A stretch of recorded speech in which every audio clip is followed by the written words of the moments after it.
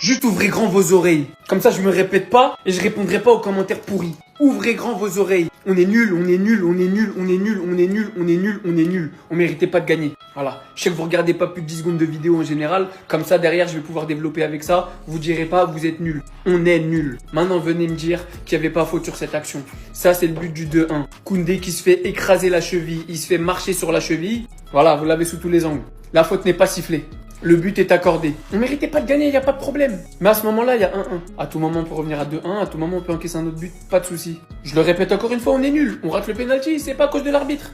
Lamine Yamal, il arrive en face à face, il tente un vieux ballon piqué pourri. C'est pas de la faute de l'arbitre. Aujourd'hui, on a tout simplement été nuls. Par la même occasion, on perd la tête du classement. Allez-y, faites-vous plaisir, il y aura pas de vous serez plus jamais premier, vous êtes premier. Là, j'ai trop la haine du match de ce soir, de ce que le FC Barcelone a proposé et de l'arbitrage de Sotogrado. Mais surtout ce que le FC Barcelone a proposé. On perd 2-1 contre les 15e de Liga. Ils ont fait un top match, hein.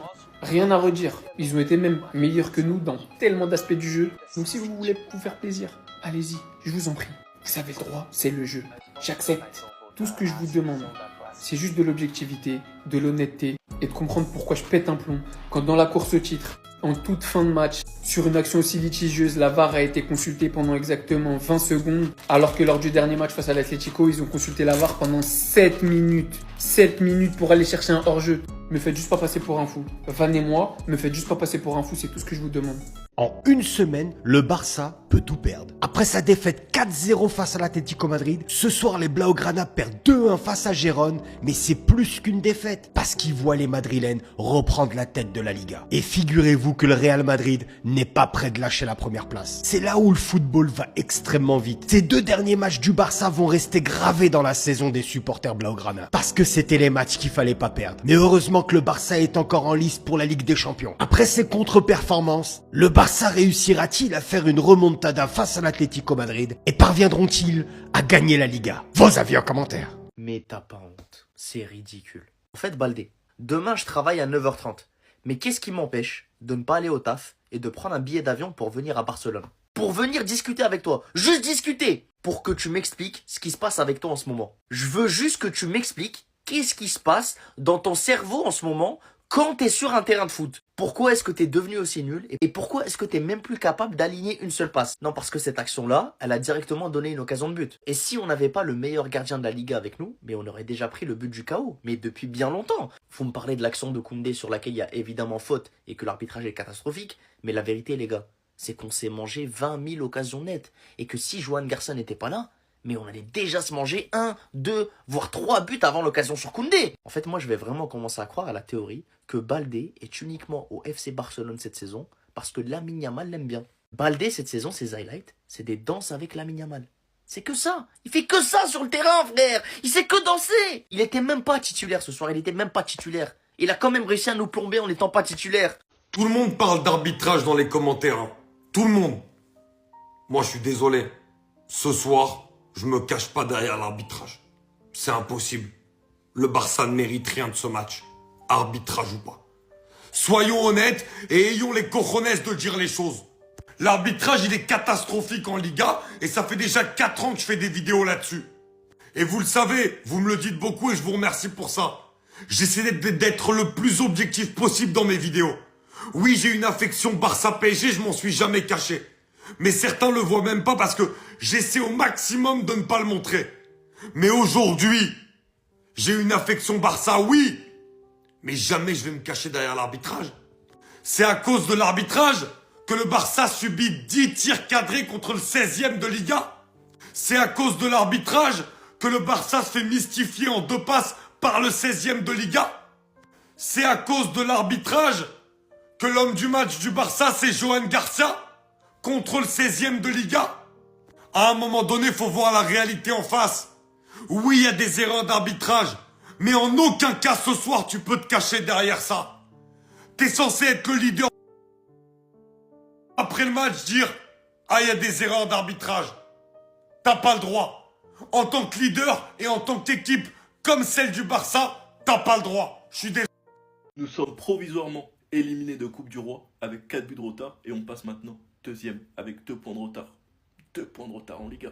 On vient d'enchaîner notre deuxième défaite. Mais bon, les défaites en Liga du Barça ne sont jamais sans scandale. Pourquoi? Parce qu'ils savent pas arbitrer dans le championnat. Tu perds contre la Sociedad sur un arbitrage dégueulasse. Tu perds aujourd'hui contre Gérone sur un arbitrage dégueulasse. Et un but honteusement accordé. C'est une honte. Avec toutes les technologies, au final, ça sert à quoi? Sachant que ce type de but, on te les a déjà annulés plus d'une fois. Quand c'est le Barça, c'est le moindre petit détail pour annuler ces buts-là. Que ce soit le hors-jeu, que ce soit des fautes, des pissotons. Mais quand c'est nos cages, on s'en fout. On a le droit de tout faire. Bien évidemment que tout le monde allait péter un câble, mais ça ne m'étonne pas venant de Soto Crado.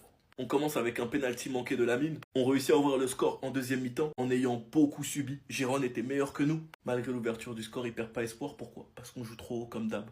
Égalisation de Lemar. Et ils sont venus nous enterrer. Ensuite sur un but qui n'aurait jamais dû être accordé. Sans Garcia, on prend je ne sais combien de buts dans ce match. Il y a un réel problème en défense. Heureusement qu'il est là. Pour moi, il est l'un des meilleurs gardiens du monde. Et c'est un braquage qu'on a fait à Espanyol. Encore une fois, on donne des carrières. C'est ça l'histoire du Barça depuis 2 ans. Sinon, vous les gars, vous en pensez quoi? Ramenez-vous sur ta personne sans nuit. Revenez me parler de remontada. Revenez me parler de remontada que je vous en mette une dans la nuque. Je vous l'ai déjà dit après le match contre l'Atlético. Et je vous l'ai répété. Même après la défaite face au Rayo Vallecano de l'Atlético 3-0. Il n'y aura pas de remontada, il n'y aura rien. Vous savez pourquoi? On va expliquer les choses clairement, froidement. À cause d'Hansi Flick. Il n'y a aucune ingratitude. Hein. Ce que je vous dis, c'est factuel. L'Atlético est aujourd'hui en bonne forme, même s'ils sont très irréguliers. Ils ont très bien recruté. Et ils ont des joueurs qui, techniquement et en termes de QI foot, peuvent exploiter toutes les failles de cette ligne haute d'Hansi Flick. Ils mettent énormément d'intensité dans leur jeu. Quand je vois qu'aujourd'hui on perd 2-1 face à Gérone et qu'on a été avec cette compo, bah c'est logique en fait. Cancelo, on l'a acheté pourquoi? Casado, Bernal sur le banc, à quoi ça sert? On se retrouve avec un milieu de terrain où aucun des 3 milieux ne joue à son poste si ce n'est Fermin. De Jong, c'est pas un 6. Il apporte beaucoup plus offensivement. Et si vous regardez bien, De Jong, il est bon quand il a quelqu'un derrière lui. Quelqu'un qui fera le travail défensif. Dani Olmo, c'est encore moins un relayeur. Et aujourd'hui, si on perd le match, c'est pas uniquement à cause de la ligne haute. Bien sûr, ça nous fait énormément de mal. C'est pas parce qu'on a raté un penalty et que Ferran n'était pas bon, même si ça aurait bien aidé. Mais parce qu'aujourd'hui, au milieu de terrain, on s'est fait bouffer. Vous me citez les joueurs les plus nuls du FC Barcelone aujourd'hui, pour moi, c'est le milieu de terrain. Parce qu'il y a des mecs sur qui je peux taper, qu'ils ont pas été assez bons, que j'attendais plus d'eux, qu'ils ont trop raté ou quoi que ce soit. Mais au milieu de terrain, c'est juste un 0 pointé de leur part à tous. Hansi Flick changera jamais d'avis avec sa ligne haute. Il est têtu, c'est un Allemand, il joue tout pour l'attaque. Et ça changera pas. Sa vision du foot, c'est pour gagner un match, il faut marquer plus de buts que l'adversaire. Et il n'a pas tort. 90% du temps, ça nous va très bien, on est très content, on voit des festivals de buts, on est content de voir notre équipe marquer, exploser les adversaires. Mais quand tu tombes sur des os, sur des équipes bien dures, d'un niveau au-dessus, en termes d'intensité, de finition, de pressing, et que tu te fais manger, bah t'as pas de solution, et c'est open bar derrière. Et de plus en plus d'équipes de Liga finissent par le comprendre. Et croyez-moi, même si je l'espère de tout mon cœur, c'est certainement pas l'Atlético qui va en encaisser 5. Mais qu'est-ce qui s'est passé? Même lui, il est choqué. Je me cacherai pas derrière l'arbitrage. Oui, il y avait faute sur le 2-1 et le but ne devait pas être validé. Ce club, il faut le supprimer en fait. La façon dont vous m'avez trahi ce soir. Première mi-temps, Lamine, c'est quoi ce penalty de merde? De merde! On s'est pris un but par Thomas Lemar.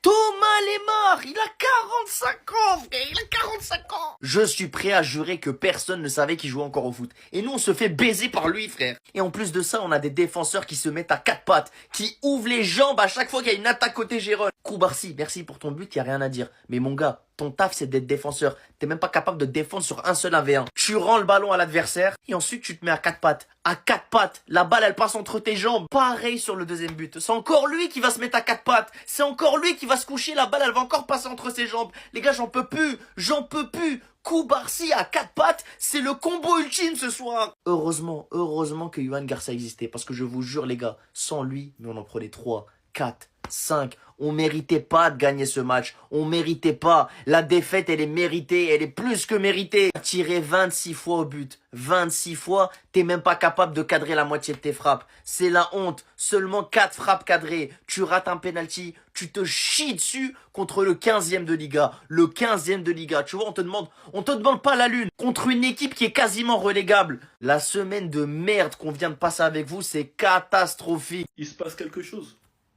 Il se passe quelque chose, il est perturbé, il a quelque chose, ça s'est vu aujourd'hui. À cause de la colère suite aux 31 médias qui ont diffusé du mensonge à son sujet, en le mêlant à une affaire où il n'a rien à voir, son nom a été littéralement sali et il a pété une crise. L'acharnement après le match contre l'Atlético où quelques jours il nous poste cette story, où il a écrit qu'il aimerait être ce qu'on attend de lui.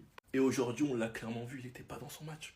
Il n'était pas du tout dans son match. Et pour moi, ça a été une énorme erreur de Rafinha de donner le penalty à Lamine Yamal avec tout ce qu'il traverse en ce moment. Tu sais qu'il n'est pas en confiance. Tu sais qu'il n'est pas dans son match car il a raté un face-à-face, qu'il n'arrivait pas à passer son opposition. Pour moi, c'était une grave erreur. C'est Rafinha qui devait le tirer. Manque de chance pour Lamine, il touche le poteau. Bizarrement, on a vu un Lamine pas inspiré et pas bon aujourd'hui. Bizarrement, il n'y avait plus de créativité. Bizarrement, on avait du mal à se procurer des occasions franches. Mais bon, beaucoup négligent son importance. Et j'espère qu'avec le mauvais niveau qu'il affiche aujourd'hui, vous réalisez. En tout cas, on espère qu'il se relèvera, qu'il reviendra plus fort. Il a encore une longue carrière devant lui. Mais je le répète, pour moi, ça a été une grave erreur de la part de Rafinha de lui donner le penalty. Sinon, vous les gars, vous en pensez quoi? Ramenez-vous sur Snap, sans s'ennuie.